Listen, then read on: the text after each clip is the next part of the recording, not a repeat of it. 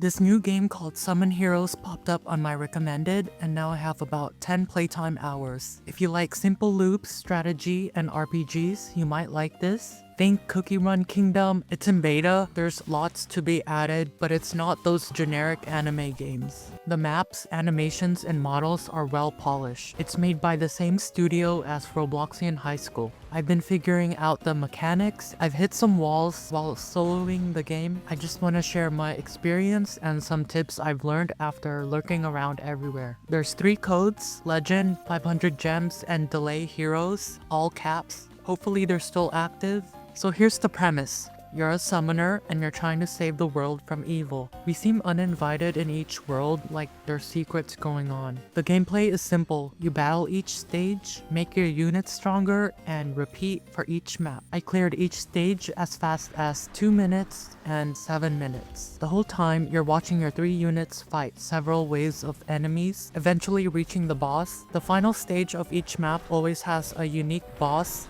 I love the fantasy theme. Dragons and mythical creatures are always cool. It's mostly auto-battling. Think of all the free mobile games you've played. You can manually control your units. Press between 1, 2, and 3 on your keyboard. You can click where they should go, and you can trigger their special using the fire icon. The gray button lets you teleport to your units in case you're exploring the map and looking for chests. Your units will automatically attack the nearest enemy or whichever enemy hits them. If your units are huddled up, they might get hit and lose unnecessary HP. That's why you might want to control your units and reposition them. Make sure they're in separate corners. Unless you want to focus on one enemy, you can click and target the enemies. Take out those annoying boss minions first. The game does kick you out if you try to macro the story stages. Now let's talk about the gacha aspect. You use gems and tickets to get units. There's a pity system where you can get a guaranteed legendary in 100 pulls.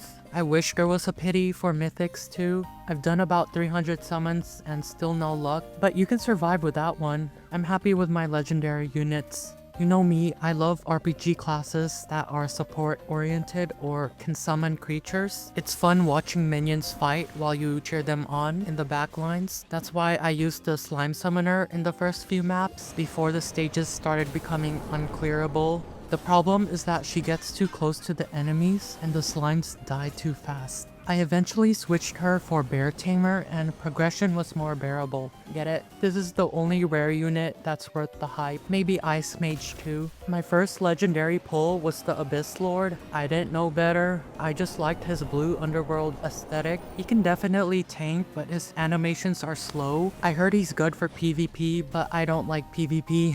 The lesson is this: if you like a unit and you have no problem clearing the stages, just keep using the unit. But obviously the stages got harder, so I did have to replace my Abyss Lord. I eventually pulled for the Jester and Mermaid, and they were more consistent. They land hits from a safe distance and move somewhat faster. What I did was keep one of every unit. That way I could try them all and see which playstyles I liked. Spoiler alert, rare units aren't that memorable. I wish they were though. Don't auto-sell your rare and epic units. You'll need them for fusion. I enjoy playing MMOs by myself. I like the idea that I'm playing a game that's populated with real players, but I get to do my own thing. I was doing well solo until I reached map 5, the Sakura village. That's when progression slowed down. I had to try the previous stage several times to level up my units. They kept dying before reaching the boss area. I was mix and matching epic units. I started using my gold to reroll stats and fuse units to 5 stars. So about fusion, you need 3 sacrifices that are the same star rating and a fusion crystal. Fusing units slightly increases their stats. I've seen some players with 2 red star unit ratings. All 4 stats are important. Speed is for clear time and CD or cooldown is to spam specials. Keep re-rolling for S and X tier stats and remember to lock it. Every small upgrade counts.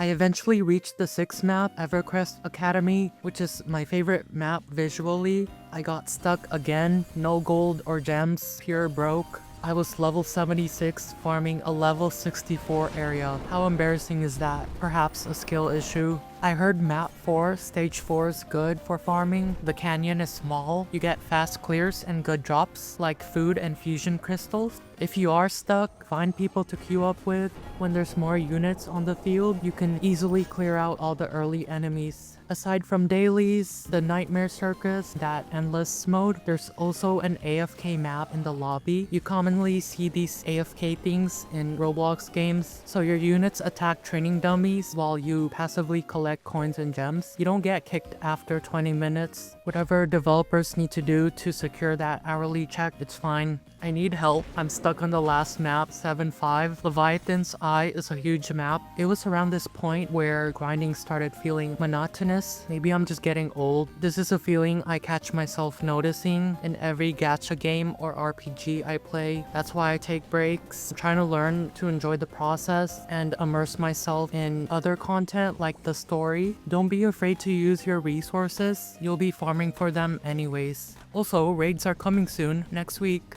I know I keep jumping between games. I'm like a trend hopper. Sometimes I want to build, level up mindlessly, or roleplay, but it's okay. I feel as lost with this channel as I do with my life, but it's okay to try new things. Eventually you'll come back and realize what sticks and what doesn't. Block out the noise, take those breaks, and talk to randoms. Game development takes time. Let me know which units are the most fun to play.